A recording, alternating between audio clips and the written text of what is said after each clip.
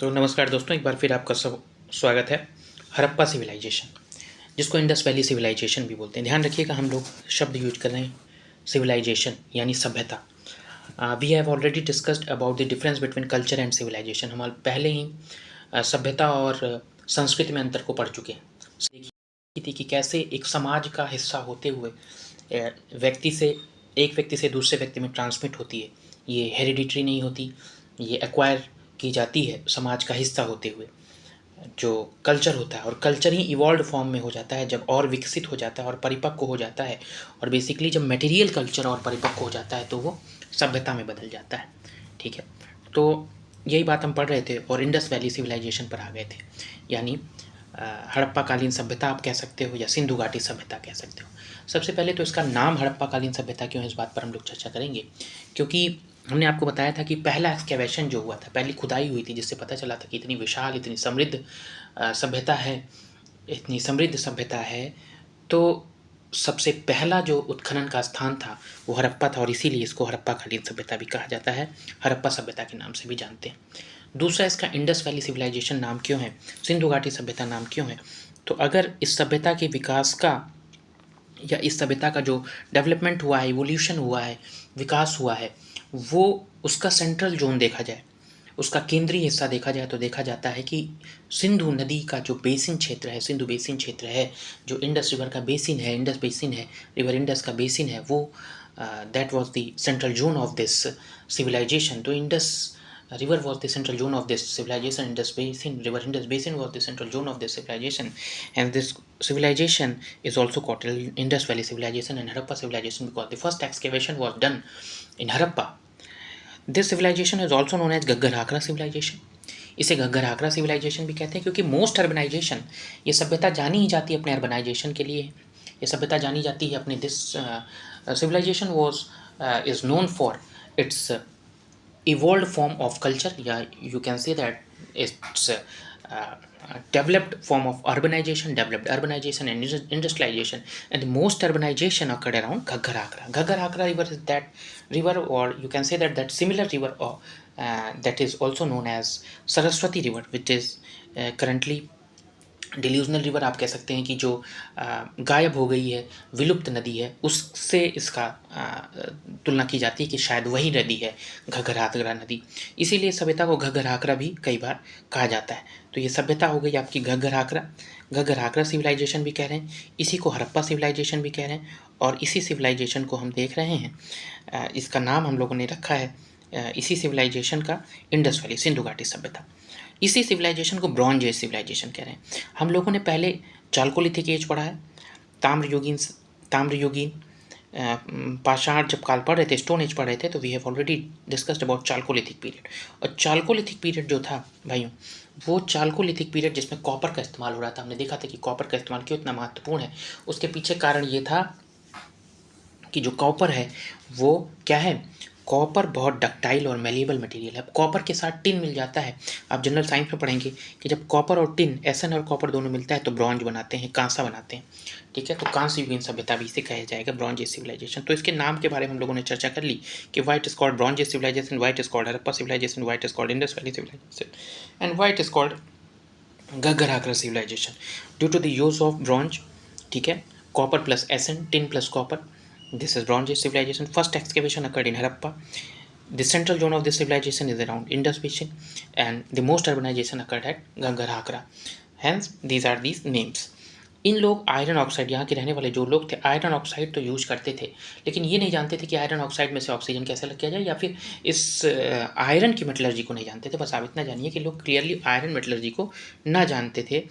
जैसे ही आयरन जान जाएंगे, एग्रीकल्चर और आसान हो जाएगा। आप देखोगे कि एक मजबूत धातु इनके पास आ जाएगी जैसे ही आयरन जान जाएंगे, और ये एग्रीकल्चर को जान जाएंगे। लेकिन अभी अर्ली हड़प्पन में, मैच्योर हड़प्पन में, लेटर हड़प्पन तक, यानी हड़प्पा को ब्रॉन्ज सिविलाइजेशन ही कहा गया है, क्योंकि इसमें आयरन ऑक्साइड का यूज़, तो कभी कोई आपसे पूछे कि आयरन का यूज़ था, तो था, आयरन मिले, आयरन ऑक्साइड मिला। कई जो इनकी पॉटरी मिले हैं उसको, उसमें काला रंग देने के लिए आयरन, लाल रंग देने के लिए आयरन ऑक्साइड का इस्तेमाल हुआ है, काला रंग देने के लिए मैग्नीज का इस्तेमाल हुआ है, मैग्नीज Mn का इस्तेमाल हुआ है। लेकिन इन लोग मेटलर्जी नहीं जानते थे, धातु कर्म नहीं जानते थे कि आयरन ऑक्साइड से कैसे आयरन को अलग किया जाए। तो ये बड़ी इंपॉर्टेंट बात है, तो ये आपको ध्यान रखनी है। ठीक है, तो ये कुछ चीज़ें हम लोगों ने पढ़ी कि कैसे इनका नाम रखा गया, इनका नॉमेनक्लेचर कैसे हुआ है और इसको कौन कौन से नामों से जानते हैं। अब आगे हम लोग देखेंगे कि इस सिविलाइजेशन में आगे अब अगर हम लोग बढ़ें, देखें कि और क्या हुआ है सिविलाइजेशन में, तो हम आपको बता चुके हैं कि ये सिविलाइजेशन अर्बनाइजेशन के लिए जानी जाती है।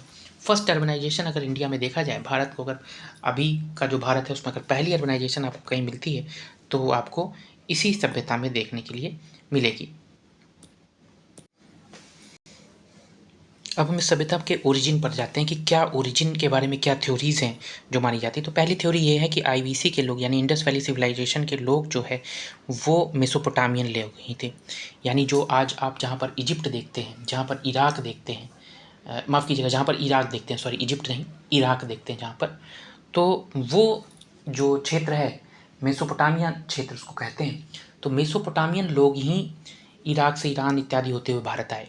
लेकिन इस थ्योरी में कुछ ग्लिच हैं, इस थ्योरी के कुछ आप कह सकते हैं कि क्रिटिक्स भी हैं, इस थ्योरी के कुछ आलोचनाएं भी होती हैं। तो आलोचना ये है कि अगर मेसोपोटामियन लोग इंडिया आए थे, मेसोपोटामियन लोग इंडस वैली सिविलाइजेशन में थे, तो भाई मेसोपोटामियन तो जो स्क्रिप्ट यूज करते थे, जिस तरह से लिखने का जो उनका तरीका था वो तो क्यूनिफॉर्म था, यानी कि लेटर का यूज करते थे, अल्फ़ाबेट का यूज करते थे।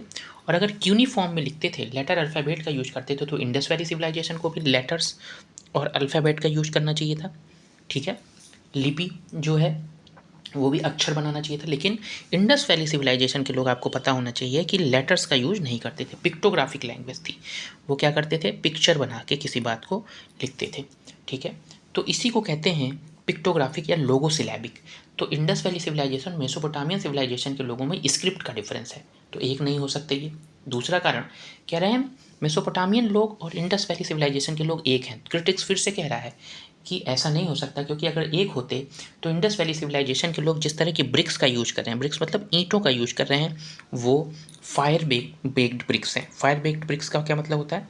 फायर बेक्ड ब्रिक्स का मतलब होता है कि फायर बेक्ड ब्रिक्स का मतलब आग में जलाकर ईंट बनाई जाती हैं। ठीक है, मड इत्यादि होता है तो उसको उस तरह से ईंट का साइज बनाते हैं, फिर उसको आग में जलाते हैं। ठीक है, तो जो ईंट थी वो कैसी ईंटें थी, वो फायर बेक्ड ईंट थी। लेकिन मेसोपोटामिया से अगर आए थे तो वो भी आग में जला के ईंट इस्तेमाल करते, लेकिन ऐसा नहीं है, वो सन ड्राइड ईंटों का इस्तेमाल कर रहे थे, यानी कि सूर्य के प्रकाश में गर्म हुई या सूर्य के प्रकाश में तपी हुई ईंटों का इस्तेमाल कर रहे थे।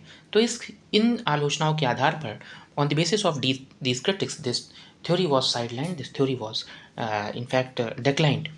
ठीक है, तो इस थ्योरी को मना कर दिया गया, ये थ्योरी बहुत ज़्यादा प्रचलित नहीं। दूसरी थ्योरी ये है कि अभी तक हम लोगों ने स्टोन एज पढ़ा था, तो हमने आपको बताया था स्टोन एज के लोग धीरे धीरे इवॉल्व कर रहे थे, धीरे धीरे पहले एनिमल डोमेस्टिकेशन हुआ, फिर एग्रीकल्चर रेवोल्यूशन हुआ वहाँ पर, यानी एग्रीकल्चर डोमेस्टिकेशन और एनिमल डोमेस्टिकेशन दोनों हुआ, कृषि करने लगे, आग का इस्तेमाल हुआ, चालकोलिथिक पीरियड आया, और अब आयरन ऑक्साइड और दूसरे ब्रॉन्ज मटेरियल इत्यादि यूज करने लगे हैं। साथ ही साथ उनका एग्रीकल्चर धीरे धीरे प्रोडक्शन बढ़ रहा है। जब प्रोडक्शन बढ़ेगा एग्रीकल्चर का भाई, तो बार्टर सिस्टम में हर जगह सेम चीज़ नहीं प्रोड्यूस हो सकती। तो बार्टर सिस्टम में क्या होगा कि आप एक चीज़ को लेकर दूसरा चीज़, जैसे हमारे पास गेहूं है, किसी के पास धान है, तो दूसरा चीज़ ले रहे हो। लेकिन जब एग्रीकल्चर प्रोड्यूस बढ़ेगा, आपको और अधिक सामान की आवश्यकता पड़ेगी, तो आप अब करेंसी सिस्टम का डेवलपमेंट करेंगे, यानी कि अब आपके पास जो है बार्टर सिस्टम से हटकर मोनेटाइज्ड इकॉनमी होगी। अब आपके पास कुछ करेंसी होगी जिसके बदले में आप सामान खरीद रहे होंगे। तो जब इवॉल्व हुई सभ्यता या जब एग्रीकल्चर प्रोडक्शन बढ़ा, तो अब उस extra excess surplus agriculture produce को रखने के लिए आपको कुछ जगह चाहिए होंगी। तो जो जगह बनी उन्हीं को कहा गया ट्रेड सेंटर्स। जगह बनी, तो आज का इंडस्ट्रियलाइजेशन भी ऐसा होता है कि कहीं पर इंडस्ट्री लगी, फिर उसके बाद वहाँ पर इंडस्ट्री लगने के बाद वहाँ पर कुछ शॉप्स खुल जाती हैं, शॉप्स खुलती फिर धीरे धीरे एक छोटा सा कस्बा जैसा बस जाता है, फिर लंबे समय बाद एक शहर बस जाता है। कहीं ना कहीं ये थ्योरी भी यही कह रही है कि कुछ जो चालकोलिथिक पीरियड के गांव थे, आमरी, कुल्ली, नाल इत्यादि, वहाँ पर देखा गया कि एग्रीकल्चर प्रोड्यूस तेज़ी से बढ़ रहा है और वो लोग कॉपर और ब्रॉन्ज के टूल यूज करने लगे। अच्छा रेनफॉल हुआ और सरप्लस एग्रीकल्चर प्रोडक्शन हुआ, जिसके लिए ट्रेड सेंटर्स की जरूरत पड़ी, और यही ट्रेड सेंटर्स डेवलप होकर सिटीज़ और टाउन में बदल गए, जैसे लोथर और मोहनजोदड़ो। ठीक है, तो ये काफ़ी कन्विंसिंग थ्योरी है, ये काफ़ी सही थ्योरी है। तो दोनों थ्योरी आपको जाननी चाहिए कि पहली थ्योरी कह रही मेसोपोटामिया से लोग आए, लेकिन उसके क्रिटिक्स हैं कि मेसोपोटामियन यूनिफॉर्म स्क्रिप्ट का यूज कर रहे थे, जबकि पिक्टोग्राफिक यानी चित्र बनाकर जो लिपि लिखी जाती है उसका इस्तेमाल कर रहे थे आपके इंडस वैली सिविलाइजेशन के लोग, तो दोनों अंतर है। उसी तरह ईंट का जो इस्तेमाल हो रहा था वो इंडस वैली सिविलाइजेशन में किस तरह की ईंट का इस्तेमाल हो रहा था, फायर बेक्ड ब्रिक्स का इस्तेमाल हो रहा था। On the other hand in Mesopotamian period या Mesopotamian civilization there were the bricks of which were in use were the sun dried bricks, यानी सूर्य में तपी हुई ईंटें थी। अगर हम यही चीज़ देखें, आपको फिर से बताएं कि भाई फेजेस क्या थी इंडस वैली सिविलाइजेशन की, कौन कौन से फेजेस से गुजरा था इंडस वैली सिविलाइजेशन, या इवोल्यूशन की स्टेजेस को हम देखें तो पहली स्टेज होती है प्रोटो हड़प्पा। जब जैसे हमने बताया ना कि चालकोलिथिक पीरियड से इवॉल्व हुई थी, यानी एग्रीकल्चर प्रोडक्शन बढ़ना शुरू हुआ था।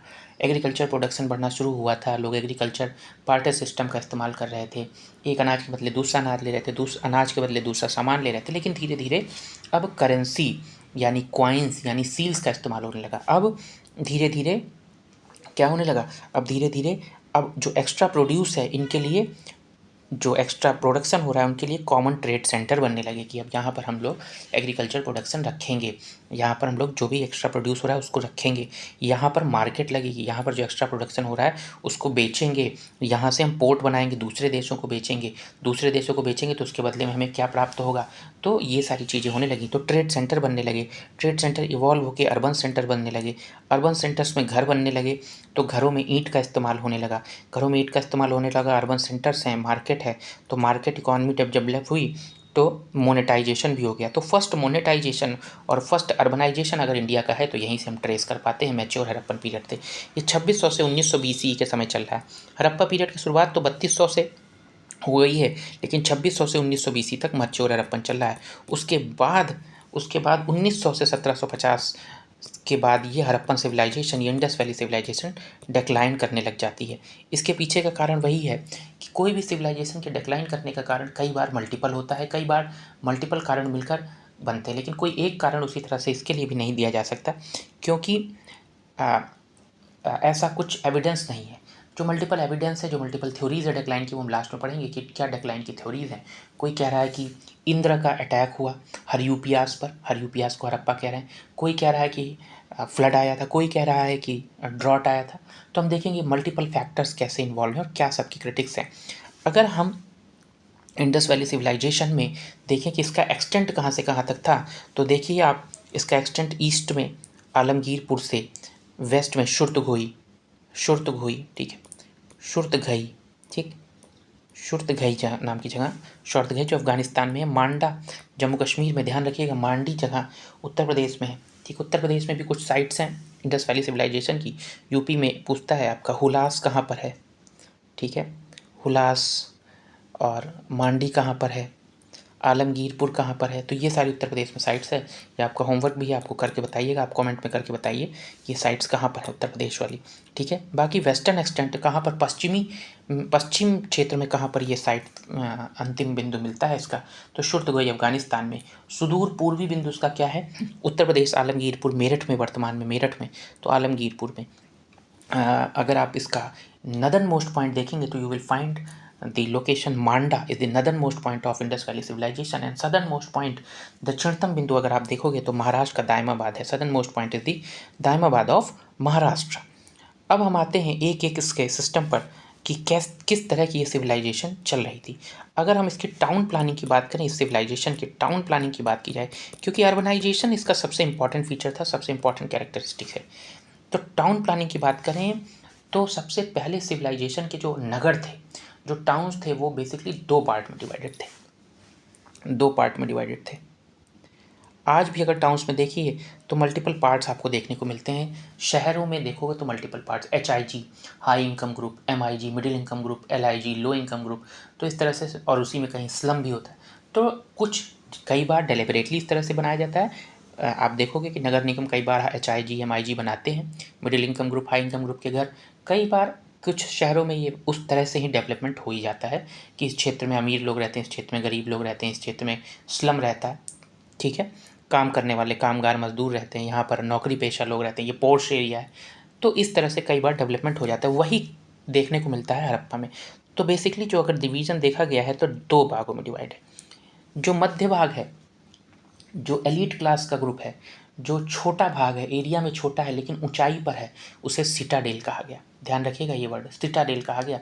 सिटाडेल ऊंचे भाग को कहा गया जिसका साइज छोटा है लेकिन ऊंचाई, ये मोस्ट प्रोबेबली एलीट क्लास के लिए रहा होगा, ऊंचा भाग छोटा भाग। और जो बड़ा भाग है लेकिन निम्न निम्न उस पर है, हाइट पर है, लोअर हाइट पर है, उसको कहा गया, उसको अन्य भाग कहा गया। तो मुख्य भाग जो है सिटाडेल है, ठीक है। सिटाडेल पर ही आप देखोगे कि असेंबली हॉल मिल रहा है, सिटाडेल पर ही ग्रेट बाथ मिल रहा है, सिटाडेल पर ही ग्रेट ग्रैंडरी मिल रही।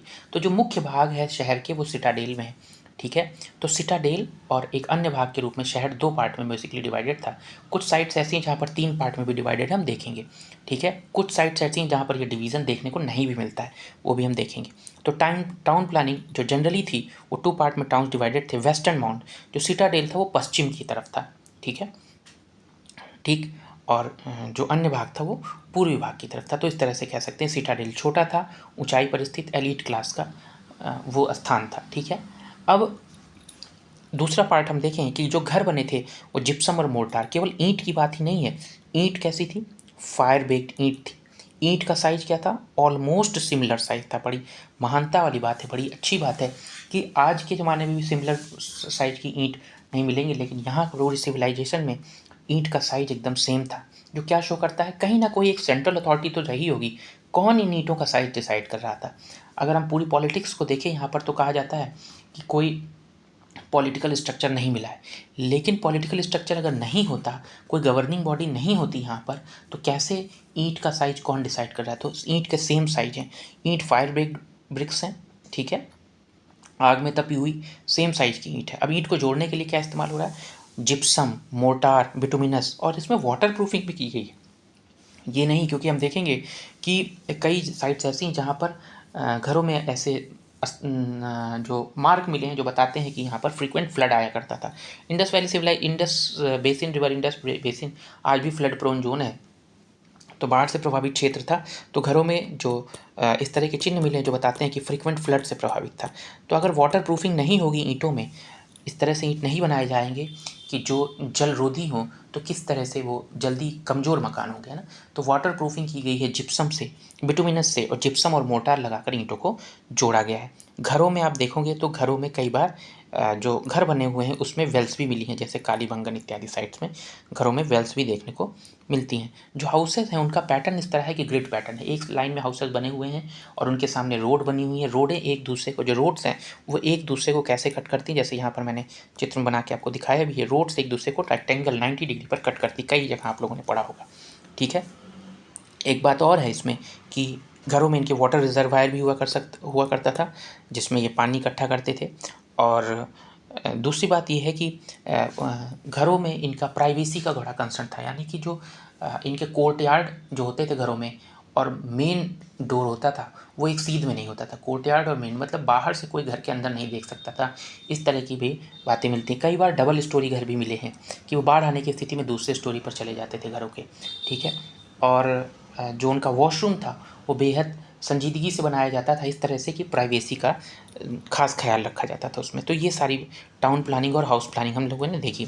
हड़प्पन सिविलाइजेशन की शुरुआत हमने बताया था कि 1921 में जॉन मार्शल ने सबसे पहले एक्सकेवेशन, जॉन मार्शल के देखरेख में, डी.आर. साहनी के द्वारा, डी.आर. साहनी और जॉन मार्शल की देखरेख में हड़प्पा का एक्सकेवेशन किया। मोहनजोदड़ो का एक्सकेवेशन राखलदास बनर्जी, आर.डी. बनर्जी जी ने किया है 1922 में, ठीक है। तो अब हम कुछ इंपॉर्टेंट साइट्स की चर्चा कर लेते हैं कि कौन कौन सी साइट्स हैं। तो सबसे पहली जो साइट्स आपको देखने को सबसे इंपॉर्टेंट साइट्स हैं, मोहनजोदारो है। मोहनजोदारो किस जगह पर है? इंडस रिवर के किनारे स्थित है। अगर यहाँ की कुछ फाइंडिंग्स देखें कि क्या मिली हैं, तो लार्जेस्ट नंबर ऑफ सील्स, वही जिससे हम व्यापार कर रहे हैं वही सील्स हैं, ठीक है। तो लार्जेस्ट नंबर, सबसे ज़्यादा आपसे पूछे कि सील पाई कहाँ गई हैं, तो ये कहाँ पाई गई हैं सबसे ज़्यादा सील्स? ये मोहनजोदारो पाई। सील्स बनती कैसे थी? स्टेटाइट से बनती थी, ठीक है। हार्ड क्ले होता है, जैसे आजकल क्ले होता है जिससे बच्चे कुछ आकार देते हैं, बनाते हैं, कुछ बना रहे हैं मिट्टी का, तो उसी तरह का ये स्टेटाइट, सेलखेड़ी जिसको कहते हैं, मिट्टी जैसा ही सेलखेड़ी क्ले होता है, स्टेटाइट हार्ड क्ले होता है, चीनी मिट्टी टाइप का, तो उसी से बनाई होती थी ये सील्स। और कई बार सील्स पर जो है कुछ निशान होता था, और निशान जो है वो आज के शिव के निशान से मिलता जुलता है, शिव की प्रतिकीर्ति से मिलता है, इसीलिए उसको कहा गया है प्रोटो शिवा। या कई बार कहते हैं नहीं वो शिव नहीं है, क्योंकि वो रिलीजन रिलीजन का कुछ मेंशन नहीं मिला है, शिव का कुछ मेंशन नहीं, तो ठीक है, आप प्रोटो शिवा ना कह के यौगिक पोस्चर में कोई सेंट है या यौगिक पोस्चर में कोई व्यक्ति बैठा हुआ है, तो योगा की मुद्रा में कोई व्यक्ति बैठा हुआ है जिसके साथ साथ कुछ जानवरों का भी डिपिक्शन है, जैसे डियर, हिरन, बफेलो, वाटर बफेलो, ठीक है, बारहसिंघा, सॉरी जलीय भैंस कह सकते हो आप, ठीक है। और तो एक डियर हो गई, कई बार जगह हिरन, कई जगह बारहसिंघा भी कह रहे हैं उसको, ठीक है। तो डियर मिल रही है, बफेलो, वाटर बफेलो, जलीय भैंस मिल रही है, टाइगर भी उसी में बना हुआ है, ठीक है। उसके अलावा आपको देखने को मिलेगा राइनोस यहाँ पर देखने को मिल रहे हैं, ठीक है। इसमें गैंडा, जंगली गैंडा, ठीक। और आपको देखने को मिलेगा इसमें ये सारे जानवर। कई बार एग्ज़ाम में पूछता है कि जो शिवा, पशुपति शिवा की मूर्ति है या प्रोटो शिवा की मूर्ति है या यौगिक पोस्चर में बैठा हुआ व्यक्ति है, उसके साथ कौन कौन से जानवर बने हैं या कौन से जानवर नहीं बने हैं। तो डियर, बुफेलो, टाइगर, एलिफेंट भी मिलता है। तो यहाँ से आपको पता चल जाएगा कि कौन कौन से जानवर उस समय रहे होंगे, तभी तो उसी का ज्ञान है, तभी तो सील में बना है। सील पर मुहर ये बताती है कि हो सकता हो कोई अथॉरिटी हो जो गवर्न कर रही है, तो गवर्निंग अथॉरिटी के बारे में भी हमें पता चलता है। तो सबसे लार्जेस्ट नंबर ऑफ सील आपको कहाँ मिली है, हड़प्पन मोहनजोदारो में मिली, ठीक है। ग्रेट बाथ यहीं पर मिला है, विशाल स्नानागार। कई बार कहते हैं कि विशाल स्नानागार क्यों, तो जैसे फेस्टिव गैदरिंग हो रही है, कोई त्यौहार के समय लोग इकट्ठा हो रहे हैं, तो वहाँ पर कई बार स्नान करने के लिए लोग आ रहे हैं एक साथ। तो जब हम लोग रिलीजन पढ़ेंगे तो देखेंगे कि किस तरह से रिलीजन को ये डिपिक्ट करता है कि फेस्टिव गैदरिंग, त्यौहार के समय लोग स्नान कर रहे हैं। साथ ही साथ जो ग्रेट बाथ है ना, उसमें चेंजिंग रूम भी बना हुआ है, स्टेयर से नीचे जाने का है, और जो ईंटें लगी हैं ऑब्वियसली वाटर प्रूफ ईंटें ही होंगी। इसी तरह ग्रेट ग्रेनरी मिला है कि जो एक्सेस प्रोड्यूस होता था वो ग्रेनरी में रख दिया जाता था, यानी कि वेलफेयर सोसाइटी को दिखा रहा है कि कभी ड्रॉट आ गया, कभी कोई फेमाइन लाइक कंडीशन आ गई, महामारी जैसी स्थिति आ गई, तो ग्रेनरी से हम लोग अनाज निकाल लेंगे, अन्नागार से। तो अन्नागार मिल रहा है, विशाल स्नानागार मिल रहा है। एक महिला की प्रतिकृति मिली है, मूर्ति मिली है, जो ब्रॉन्ज की बनी हुई है, और वो डांसिंग गर्ल के नाम से फेमस है, ठीक है। न्यूज़ में भी अभी काफ़ी डांसिंग गर्ल था। तो डांसिंग गर्ल जो बनी है, उसका एक हाथ उसकी कमर पर है, एक हाथ में उसकी चूड़ी है, उसकी जो बाल हैं वो गुथे हुए बाल हैं, और वो एक डांस करने की मुद्रा में है। तो अगर डांस करने की मुद्रा में है, इसका मतलब हम ये कह सकते हैं कि आर्ट एंड कल्चर का बात रही होगी। सोसाइटी जब शांत होती है, जब स्टेबल पॉलिटिक्स होती है, जब स्टेबल पॉलिटी होती है किसी सोसाइटी की, तभी आर्ट एंड कल्चर प्रोलिफरेट करता है, यानी सोसाइटी बड़ी शांत सोसाइटी थी। दूसरी बात ये कह सकते हैं कि अगर शांत सोसाइटी, शांत समाज था, तो आर्ट एंड कल्चर अच्छा था। अगर गर्ल के हाथ में चूड़ी है तो इसका मतलब सेंस ऑफ फैशन था, अगर उसकी चोटी बंधी हुई है इसका मतलब सेंस ऑफ फैशन था, ये भी हमको पता लग रहा है। ब्रॉन्ज की प्रतिकृति बना ले रहे हैं लोग, तो इसका मतलब ये है कि टेक्नोलॉजी कितनी हाई थी। मोल्डिंग करना पड़ता है आज भी ब्रॉन्ज की प्रतिकृति बनाने के लिए, या फिर किसी भी मेटल की प्रतिकृति बहुत आसान नहीं होता बनाना। किस स्तर की सभ्यता रही होगी आप समझ सकते हैं कि ब्रॉन्ज की प्रतिकृति एक गर्ल बना रहे हैं, लड़की बना रहे हैं, उसकी चोटियाँ गुथी हुई दिखा रहे हैं, उसमें चूड़ी दिखा रहे हैं, तो ये सारी चूड़ी हाथ में पहनी हुई, तो आर्ट एंड कल्चर को, वहाँ के टेक्नोलॉजी को, वहाँ के मेटल के यूज को, वहाँ के स्टेबल पॉलिटिक्स को ये शो करती है ये सारी चीज़ें, ठीक है। तो हम लोगों ने देखा कि कौन क्या क्या चीज़ें आपको मोहनजोदारो से मिली और क्या शो करती हैं, क्या इंटरप्रेट कर सकते हैं मुझसे, क्या अनुमान लगा सकते हैं। तो लार्जेस्ट नंबर ऑफ सील अगर कहीं मिली हैं तो मोहनजोदारो में मिली हैं। ग्रेट ग्रेनरी मिला है, विशाल स्नानागार मिला है, विशाल अन्नागार मिला है, डांसिंग गर्ल मिली है, नाचती हुई लड़की ब्रॉन्ज की बनी है, ध्यान रखिएगा, और लार्ज असेंबली मिला है सिटाडेल में, ठीक है। पशुपति की सील मिली है जिस पर पशुपति या प्रोटोशिवा या यौगिक पोस्टर में एक व्यक्ति बैठा। उसी तरह हड़प्पा की अगर हम बात करें तो हड़प्पा दूसरी साइट है, एक अन्य साइट है, दूसरी का मतलब अन्य साइट है। एक्सकेवेशन की दृष्टि से पहली साइट है, लेकिन मोहनजोदड़ो से छोटी है, आकार में मोहनजोदड़ो से छोटी है, और यहाँ पर जो फाइंडिंग्स है वो भी मोहनजोदड़ो से कम है। अगर सील्स की बात देखें तो सबसे ज़्यादा सील्स, सबसे ज़्यादा मुद्रा या सबसे ज़्यादा सेलखड़ी की मुद्राएं कहाँ पर मिली हुई हैं, स्टेटाइट सील्स कहाँ मिली हैं, you will find in Mohenjodaro. But second number पर if any site comes it is Harappa, ठीक है। साथ ही ग्रेट ग्रेनरी के लिए भी ये फेमस है, ठीक। तीसरी साइट कालीबंगन, यहाँ पर आपको नीचे लिखा हुआ मिलेगा कि थोड़ी पुरानी साइट मालूम पड़ती है। कालीबंगन थोड़ी ओल्ड साइट है, तो यहाँ पर फायर अल्टार मिल रहा है, यानी यज्ञ वेदी मिल रही है। साथ ही साथ प्लॉट लैंड मिल रहा है, यानी जुते हुए खेत मिल रहे हैं। जोत किससे रहे खेत, जो खेत जुते हुए हैं वो कैसे हैं, लकड़ी के हल से हैं, तो वुडन प्लॉ के यहाँ पर अवशेष मिले हुए हैं, ठीक है।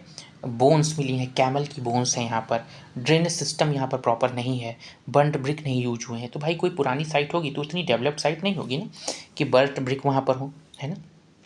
बर्न्ट ब्रिक नहीं है, यानी कि जो ब्रिक हैं वो ऐसे ही होंगे, सन ड्राइड ब्रिक होंगे। ड्रेनेज सिस्टम प्रॉपर नहीं है यहाँ पर। कैमल की बोन्स मिली हुई हैं, यानी कैमल भी था, ठीक है, उनकी सोसाइटी में कैमल भी था। मड ब्रिक से सिटाडेल बना हुआ है, मड ब्रिक से, ठीक है। फायर अल्टर मिला हुआ है, वुडन प्लॉट। तो ध्यान रखना है, कालीबंगन जो साइट है, कालीबंगन साइट में आप थोड़ी पुरानी साइट है तो fire altar, no water harnessing system, mud के ब्रिक हैं, मड का सिटाडेल बना हुआ है, सिटाडेल मड का बना हुआ है, कैमल के बोन है, वाटर हार्नेसिंग सिस्टम नहीं है, फायर अल्टर है, वुडन प्लॉट है और खेत जुते हुए हैं। आपको ये सारी चीज़ें देखने को मिलेंगी कहाँ पर, कालीबंगन। कालीबंगन किस नदी के किनारे है तो ध्यान रखेंगे, कालीबंगन घग्गर हाकरा रिवर के किनारे है। कहाँ है, घग्गर हाकरा। ये वही घग्गर हाकरा है जो हमने कहा विलुप्त प्राय नदी है, सरस्वती की तुलना जिससे की जाती है, सरस्वती नदी, ठीक है। नेक्स्ट साइट पर हम लोग आएंगे, लोथल है नेक्स्ट साइट, लोथल रिवर भोगवा। ये एक बार यूपीएससी में क्वेश्चन भी पूछा गया है, लोथल, लोथल भोगवा नदी के किनारे। लोथल के बारे में कहा जाता है कि लोथल अगर भोगवा नदी के किनारे है और लोथल कैसी साइट है, पोर्ट साइट है, यानी यहाँ से व्यापार हो रहा है। तो जब व्यापार हो रहा है तो दूसरे देशों की यहाँ सील्स भी मिलेंगी, तो पर्शियन सील्स यहाँ पर मिली हैं, ठीक है। पर्शियन सील्स, डॉक यार्ड बने हुए हैं जहाँ पर नाव इत्यादि आकर रुक रही हैं, और यहाँ पर ऐसी सील बनी है जिसमें नाव इत्यादि मिला भी है। तो लोथल ये इंपॉर्टेंट साइट है, ये ट्रेड के लिए जानी जाती है, ट्रेड सेंटर है, ठीक है, जहाँ एक्सपोर्ट कर रहे हैं जहाँ से। तो गुजरात में है, भोगवा नदी के किनारे। दूसरी साइट है चान्हुदारो। चान्हुदारो इंडस्ट्रियल साइट के रूप में देखी गई है।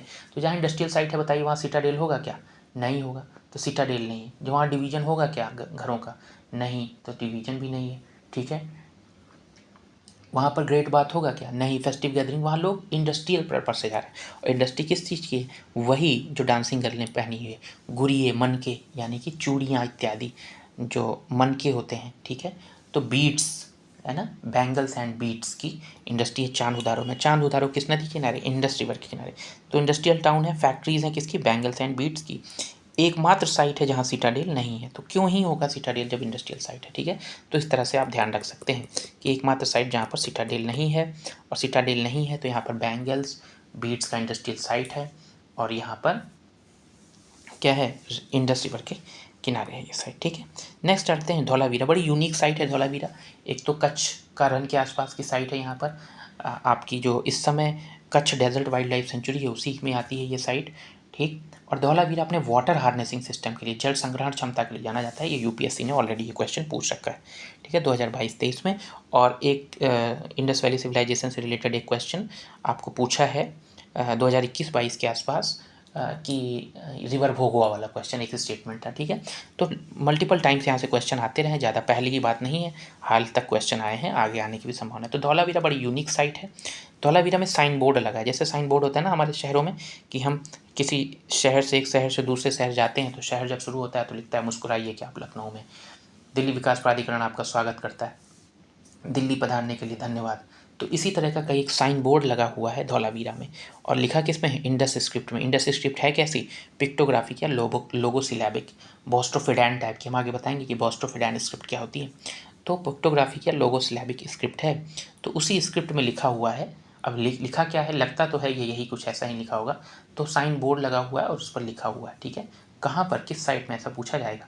तो धौलावीरा में। धौलावीरा वाटर हार्नेसिंग सिस्टम के लिए जाना जाता है, ठीक है। धौलावीरा में जो सिटाडेल बना है ना, बड़ी इंपॉर्टेंट बात है कि ये जो सिटाडेल बना है स्टोन का सिटाडेल बना है, ठीक है, स्टोन का सिटाडेल यहाँ पर बना है। और हमने बताया था ना शुरुआत में कि यहाँ हर नगर लगभग 2 भाग में डिवाइड हैं, जिसमें वेस्टर्न, स्मॉलर वेस्टर्न माउंड जो है वो सिटाडेल कहला रहा है, पश्चिमी और उच्च भाग जो है सिटाडेल कहला रहा है। लेकिन ये शहर जो है 3 भागों में डिवाइड है, ठीक है, 3 भागों में डिवाइड है। और एक शहर जहाँ पर डिवीज़न ही नहीं है तो इंडस्ट्रियल शहर है, वो कौन सा शहर है, चान्हुदारो, जहाँ डिवीज़न ही नहीं है। मोस्टली शहरों में, मोस्टली अर्बन सेंटर्स में 2 डिवीज़न है, और एक जगह 3 डिवीज़न है। कहाँ, धौलावीरा में 3 डिवीज़न। तो धौलावीरा में आपने क्या देखा, सिटाडेल स्टोन का बना हुआ है, साइन बोर्ड है इंडस्ट्री स्क्रिप्ट में, यूनिक वाटर हार्नेसिंग सिस्टम है, और on the only site which is divided in 3 part. तो ये कुछ इंपॉर्टेंट साइट्स थी जो हम लोगों ने देखी। अब हम आगे और पढ़ेंगे कि जो पशुपतिशील मिली उसका क्या मतलब है, जो आर्ट एंड कल्चर वहाँ पर क्या होगा, टेक्नोलॉजी के बारे में क्या है, एग्रीकल्चर के बारे में क्या है, इंडस वैली सिविलाइजेशन में क्या कोई रिलीजन भी था वहाँ पर, क्या पॉलिटिकल स्ट्रक्चर भी था वहाँ पर, तो क्या था। तो ये सारी चीज़ें हम लोग नेक्स्ट लेक्चर में देखेंगे। आपका इस सेक्शन से जुड़ने के लिए बहुत बहुत धन्यवाद। Thank you so much to all of you.